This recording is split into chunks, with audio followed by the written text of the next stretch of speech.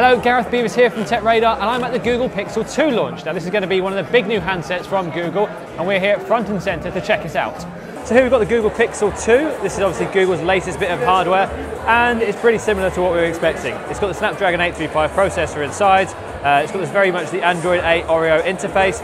So in terms of what's different, what looks changed, not a lot if we're honest. It's still got the same pull-down notifications. It's very similar to Android as you've seen it, but with the 4 GB of RAM, etc., and that Snapdragon 835 processor inside, it is very slick and very quick.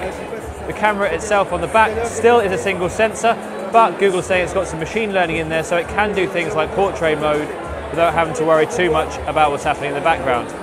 It takes pictures very, very quickly. And in terms of the screen as well, we've got a 5-inch Full HD OLED display on here. It's not quite bezel-less. It's not as kind of high-end as you might expect from some of the phones on the market right now. So unfortunately, this is the more basic version, yet it is still quite expensive for a phone from Google bearing the Pixel name. You'll see there's no headphone jack anywhere on this phone. That's because there isn't one. So instead of that, you're going to have to use USB-C connections for headphones or Bluetooth, or there is a bundled adapter in the box. That's a bit clunky. No one's really enjoyed that from the iPhone so far. The quality of the phone itself is high. Like, it feels good in the hand. The rounded edges feel nice. It feels a tiny bit plastic on the back, but ultimately the plastic and glass combo feels light, feels well made, just maybe doesn't feel as premium as you're expecting.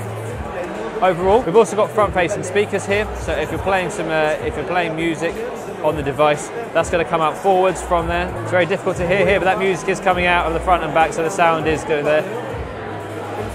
And there is an element of bass to it, and an element of power, but it's quite difficult to tell here. But that is facing forward and going to be a lot easier to hear in day-to-day use if you're going to be using it in the kitchen for when you're cooking some food, or just want to watch a film when there's nobody else around to annoy without headphones. Overall, the Google Pixel 2 does feel like a well-made phone. It is very expensive. It does have good camera features, and we're very excited to test out this camera because it is going to probably be one of the best on the market. It's got the greatest power chipset in there on the moment on the market. It's got 4 GB of RAM. Everything seems to be in the right place. Is it a touch expensive? Is the design a little bit boring? Yes. But when we get our full review through, we'll find out exactly if it really stacks up. So thank you for watching. That's been the Google Pixel 2 hands-on, checking out the newest phone from Google. If you like what we see from Tech Radar, please do stick around because we're here checking out all the phones and all the great stuff from Google's launch event.